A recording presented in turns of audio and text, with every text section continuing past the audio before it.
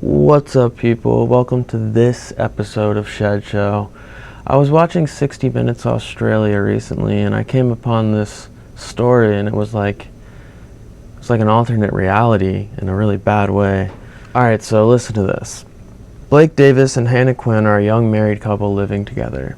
They don't have kids, and they both have professions which keep them busy and afford them a nice little house. They enjoyed cannabis, as did their friend group made up of similarly upper middle class suburbanites, not the kinds of people that can easily or safely find cannabis. So Hannah, being a team player, would source the product, and then she would go ahead and buy enough for all of her friends, who would then just have to pay her. It's actually a wonderful thing to do in that scenario. But unfortunately, the young couple were too comfortable with the people they purchased from. Perplexingly, on one occasion, a dealer who was in their house was paid directly from a drawer full of cash. They probably felt cool because they had a weed dealer in their house and just wanted to flex. Everybody wants to seem like they're about that life, it seems. And while plenty of weed dealers aren't going to harm you and steal from you, it's never a good idea to reveal a drawer full of cash to anyone you don't know. I want to say it's also a bad idea to just keep a drawer full of cash, but I also see the practicality of it, and I'm not here to tell people what to put in their drawers at home, but it is just a fact of life that you shouldn't reveal large stores of cash to people you don't know. And this backfired in a big way. On Friday, August 10th, 2018, they wake up about noon and call in some brunch takeout from a brunch place. And by 12:07, Hannah is leaving their home for the 10-minute walk to the brunch place to pick it up, and she is barefoot. This isn't an important part of the story. I just thought it was weird. She walked through the streets and into a food place. What about glass and stuff? At 12:27, as she approaches her home, she notices a strange person peering over the fence at the edge of their property. She didn't think much of it at the time and just went inside, and as Hannah and Blake gulped their lattes and opened their food, their lives, unbeknownst to them, were about to be turned upside down. Before they can even finish brunch, or even really start brunch, that same person from before, now wearing a balaclava, comes through the unlocked door, and he's pointing a gun. They're obviously stunned. They haven't even gotten their caffeine fix. This intruder is in all black with a black balaclava, black gloves, and they don't notice, but he's also got dark brass knuckles on the hand not holding the gun. It's actually kind of a cool robber getup. The man is frantically making demands for money and valuables, and Hannah and Blake, I guess, are not immediately cooperative, and Hannah actually starts yelling for the neighbors to hear, and that's when the masked man puts the gun on her. Blake steps in front of her with his hands up. The masked man says that not only would he kill them, but that he and other killers know all about them and will kill their families. So he's like, I'll kill you, and I know people that will also kill you, and also me and other people also know about your families, where they live. We will also kill your families. Now give me the purse. Quickly impatient, the masked man hits Blake with a brass-knuckled haymaker, knocking him out and smashing his orbital into pieces. Hannah has her purse on her shoulder, and the robber then aggressively goes for it, but she really does not want to give up her purse, and this tug of war brings the two out the front door. And Blake is coming to and hearing the screams of his wife, and he manages to get himself up. He feels searing pain and cannot see through the blood coming out of his left eye, and yeah, he was literally bleeding out of his eye. The last thing he remembers is a gun being pointed in his face. He believes that he's been shot, which means that Hannah is also at risk of being shot. He has to protect his wife, who is now outside screaming. So he grabs a samurai sword that is hanging decoratively on his wall and goes out toward his wife, who is still in a power struggle for this purse, which is now dragged into and down the street. The tenacious robber actually gets the purse in his clutches, but he just simply picked the wrong lady today because she was not going to give up that purse. She manages to catch up and swipes the purse The masked man then lunges toward her with that same haymaker that shot her husband.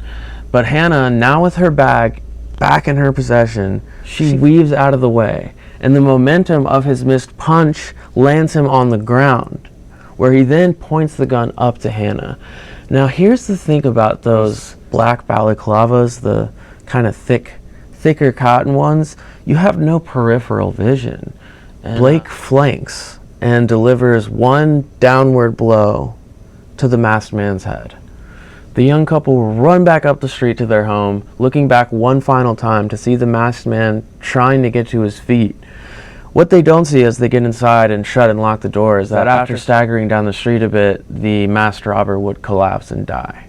The young couple are in full panic mode. Hannah is quickly packing up all of their cash, which included a store much larger than their brag drawer, and Blake inexplicably packs several nunchucks and an airsoft gun. They leave out the back door, but they don't call the cops.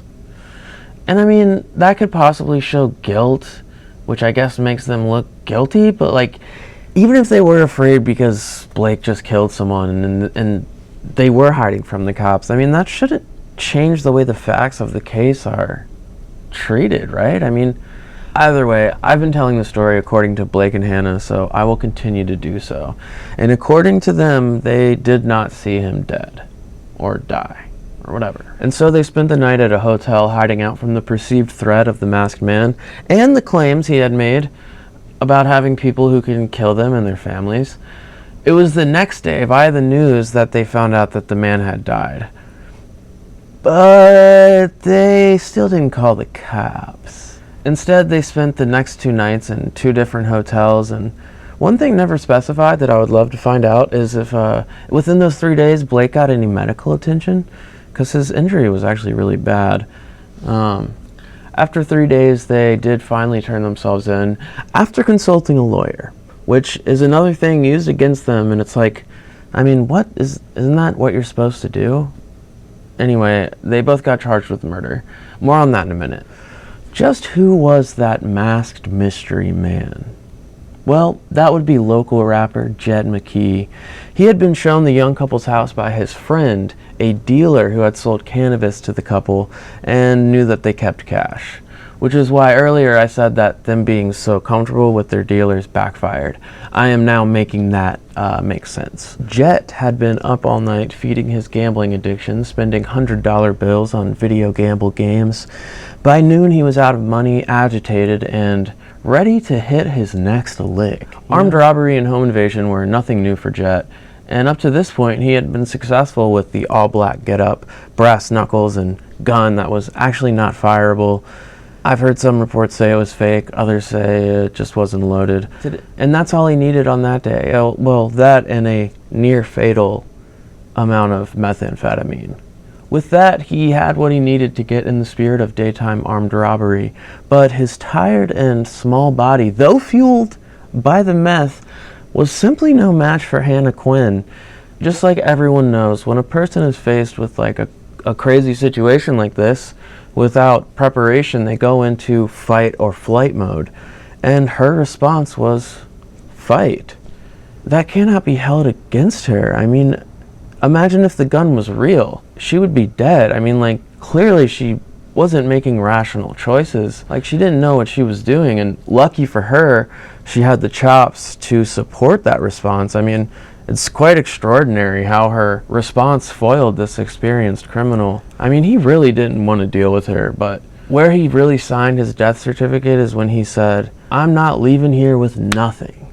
And that's a strong notion when you go into something like this. I mean, it's the same as his video gamble games. Like, he's not going to leave with nothing.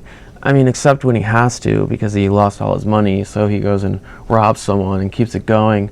But that kind of tenacity actually cost him his life, because it was simply outmatched by hers. I mean, he was clearly willing to leave with just the purse, which is of course way less than he would go into something like this looking for. I mean, he just wanted to get away from this non-compliant couple, but he just couldn't live with leaving there with nothing. And that's what killed him. I mean, that and the samurai sword. Oh yeah, I forgot about Jett Mckee. Like, he was a rapper, and so, I mean, I had to check out one of his songs. And I literally could not make it through the whole track. Like, it was so bad that I decided to not even share a snippet with you guys. Like, I couldn't get through the track. It's really that bad. Okay, I'll show you a little bit. Adam and Eve.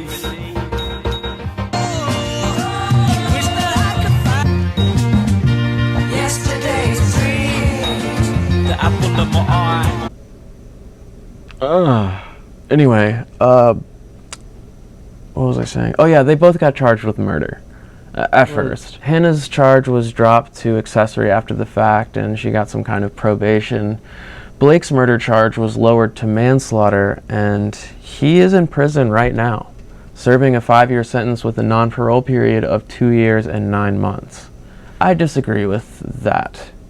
I mean, to me, this is still a thing that happened to Blake and Hannah. The fact that he had to kill someone, like, if you don't want to kill people, like I hope most of you don't, having to kill someone would be extremely haunting and upsetting for you. I mean, even if you do it to save yourself or someone else, it's not like it feels good. This couple, they didn't do anything wrong to deserve this traumatic experience. Their lives were assaulted. Their lives were changed. They were changed. So it really bothers me that this case and all the media around it was just so biased against Blake and Hannah. Like, they were profiled as drug dealers for Hannah just being a good friend and helping out her fellow suburbanites. And because Blake is a B-movie actor, he was accused of acting when expressing his obviously genuine sadness over this awful situation. And Jett Mckee, the absolutely awful rapper, honestly, he wasn't so much a rapper as he was just a degenerate gambler and meth addict that would rob people for money. I mean, this guy comes into their house in a mask, pointing a gun in their face, high as fuck on meth, yelling. They reacted in a reasonable way to an unreasonable and insane situation, or they reacted appropriately to an unreasonable situation. The prevailing stance is basically that when it comes to an innocent person's fight or flight response, only flight is legal and fight is illegal. So if your adrenal DNA or whatever lands on fight, which is literally a fucking coin toss. I mean, these are not things normal people can control. It's an immediate biological response to incoming bodily harm. So if that coin toss lands on fight, I guess you're fucked. I mean, Hannah is raked over the coals for fighting the robber for her purse. Like, the only reason to be upset with her for doing that is because it puts her in more danger than necessary. Like, it makes no sense for everyone to be mad at her for fighting a maniacal criminal for her purse. And Blake is being criticized for using deadly force, but like, he didn't initiate those components. That was what he was forced to do in response to a fucking robber who is undoubtedly in a state of meth-induced psychosis. The amount in his system for the autopsy was enough to kill a normal person. He had been up all night giving all his money to slot machines, money that he gets by robbing people. Like, I'm sorry, but dude, fuck this guy. Even if his music was good, I'd still say fuck this guy. If he had a loaded gun, like, do you think those two people would be alive right now? And since they, for all intents and purposes, believed that it was a loaded, functioning weapon, I mean, I don't know. It just feels like they have it wrong. And this is not a one-off. Like, there are a handful of similar cases just covered by 60 Minutes in Australia, all of them similarly biased against the person defending themselves or defending someone else. It certainly appears that if you live in Australia and a robber breaks into your house, you are supposed to just submit and hope that they don't kill you on top of stealing your money and valuables. Meanwhile, in America, 17-year-old Kyle Rittenhouse claimed self-defense after going to a protest full of people he was openly politically opposed to with a loaded and functioning assault weapon. And shockingly, he ends up killing 2 people, both who were unarmed. He was acquitted of first-degree intentional homicide and 4 other felonies. He was acquitted of all charges. But Crystal Kaiser, who claimed self-defense when she killed the man sexually abusing her, filming it, and trafficking her, the man that was already convicted of sex crimes, the evidence against him including 20 videos of him sexually assaulting young and underage black girls. Crystal was 17 when she killed her 34-year-old tormentor in 2018. She was charged with first-degree intentional homicide, and they rejected her self-defense claim. And she's already spent 2 years incarcerated while continuing to fight this case, but it's not looking good. So it's not perfect here, but I think your chances are overall better here. So yeah, America is better at protecting people's right to defend themselves than Australia. Go America! All right, that's all I got for now.